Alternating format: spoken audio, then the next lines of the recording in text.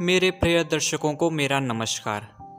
मैं आशा करता हूँ कि आप सभी लोग अच्छे होंगे।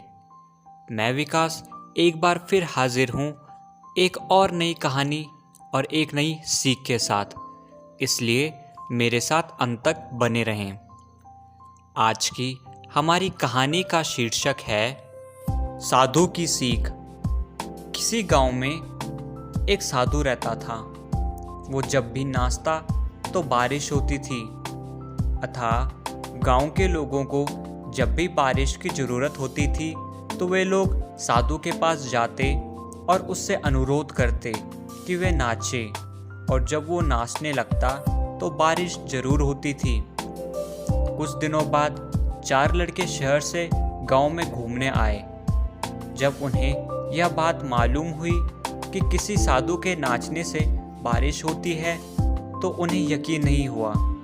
शहरी पढ़ाई लिखाई के घमंड में उन्होंने गांव वालों को चुनौती दे दी कि हम भी नाचेंगे तो बारिश होगी, और अगर हमारे नाचने से नहीं हुई तो साधु के नाचने से भी नहीं होगी।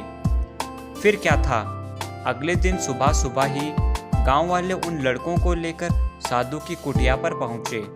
फिर साधु को सारी बात बताई गई। फिर लड़कों ने नाचना शुरू किया। आधे घंटे बीते और पहला लड़का थक कर बैठ गया, पर बादल नहीं दिखे। कुछ देर में दूसरे ने भी यही किया, और 1 घंटा बीतते बीतते बाकी दोनों लड़के भी थक कर बैठ गए, पर बारिश नहीं हुई। अब साधु की बारी थी। उसने नाचना शुरू किया। 1 घंटा बीता, बारिश नहीं हुई। साधु नाचता रहा। 2 घंटा बीता, बारिश नहीं हुई, पर साधु तो रुकने का नाम ही नहीं ले रहा था। धीरे धीरे शाम ढलने लगी कि तभी बादलों की गड़गड़ाहट सुनाई दी और जोरों की बारिश होने लगी। लड़के दंग रह गए और तुरंत साधु से क्षमा मांगी और पूछा, बाबा, भला ऐसा क्यों हुआ कि हमारे नाचने से बारिश नहीं हुई और आपके नाचने से हो गई? साधु ने उत्तर दिया, जब मैं नाचता हूँ तो 2 बातों का ध्यान रखता हूँ। पहली बात, मैं ये सोचता हूँ कि अगर मैं नाचूंगा तो बारिश को होना ही पड़ेगा, और दूसरी ये कि मैं तब तक नाचूंगा जब तक बारिश हो ना जाए।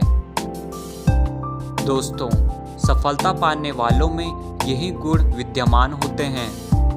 वे जिस चीज़ को करते हैं उसमें उन्हें सफल होने का पूरा यकीन है, और वे तब तक उस चीज़ को करते हैं जब तक कि उसमें सफल ना हो जाएं। इसलिए यदि हमें सफलता हासिल करनी है तो उस साधु की तरह ही अपने लक्ष्य को प्राप्त करना होगा।